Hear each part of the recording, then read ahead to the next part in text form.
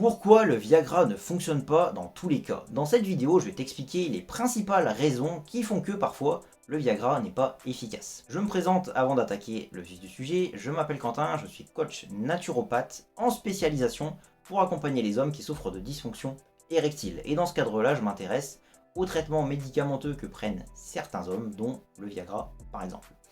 Pour commencer, je vais expliquer les 6 étapes clés d'une bonne érection et ce sera important pour comprendre la suite. Premièrement, il faut une stimulation sexuelle, qu'elle soit réelle ou imaginaire. Ensuite, il faut un transport de messagers du cerveau vers la base du pénis par le biais des nerfs. En troisième, il y a production à la base du pénis des molécules de l'érection, dont l'oxyde nitrique par exemple.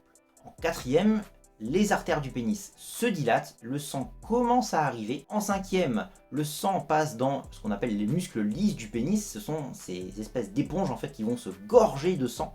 Et c'est ces muscles qui vont nous permettre d'avoir une érection. Et en sixième, il y a fermeture des valves des veines. En fait, nos veines qui permettent le retour du sang dans le corps, eh bien, il y a des valves qui se ferment comme des vannes en fait qu'on fermerait et qui permettent de garder le sang dans le pénis et de garder une érection.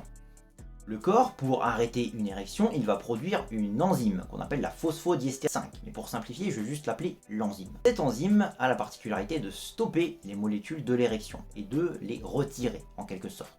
Donc ce qui va se passer à ce moment-là, c'est que les valves des veines vont s'ouvrir, le sang va commencer à revenir vers le corps, et puis les muscles et les artères vont retrouver leur état entre guillemets d'équilibre de non-érection. Le principe d'action du Viagra va être d'agir sur cette fameuse enzyme en la limitant. Parce que par moment, ce qui peut se passer, c'est que un homme ait une érection qui ne dure pas assez longtemps parce qu'il produit cette enzyme trop rapidement par exemple. Et donc le fait de prendre du Viagra, eh bien la production de cette enzyme va être retardée et puis là l'érection va pouvoir durer plus longtemps. Donc maintenant, qu'est-ce qui peut faire que le Viagra ne sera pas efficace? Eh bien, on va reprendre ces 6 étapes dans l'ordre. Si il n'y a pas de stimulation sexuelle, voilà, suffisante.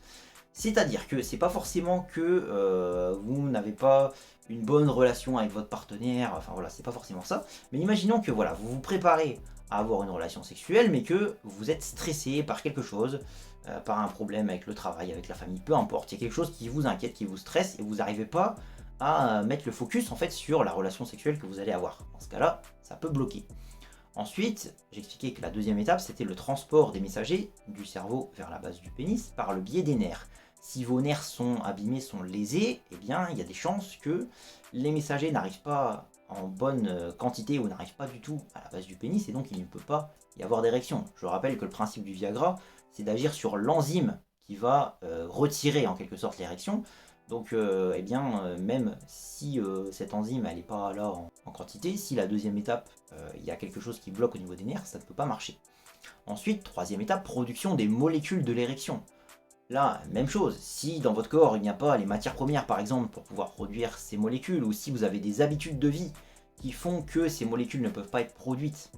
Par exemple, j'ai parlé de l'oxyde nitrique. Et bien pour pouvoir produire de l'oxyde nitrique dans le corps, une des choses à faire c'est de bien respirer par le nez. Ça peut paraître bête et évident ce que je suis en train de vous dire, mais il y a beaucoup de gens qui respirent par la bouche, sans s'en rendre compte en fait. Notamment les gens qui sont en surpoids ou qui sont obèses. Et bien le fait de se concentrer pour respirer par le nez, ça peut permettre de produire plus d'oxyde nitrique et d'agir sur cette étape-là de l'érection qui bloque. Quatrième, la dilatation des artères. Si les artères sont lésées, abîmées, si elles sont durcies, si dedans il y a des plaques d'athérome, enfin peu importe, s'il y a quelque chose qui fait que les artères ne peuvent plus se dilater correctement, eh bien vous aurez beau prendre du Viagra, l'érection ne viendra pas. Ensuite, les muscles lisses, eh bien c'est un petit peu la même chose que les artères.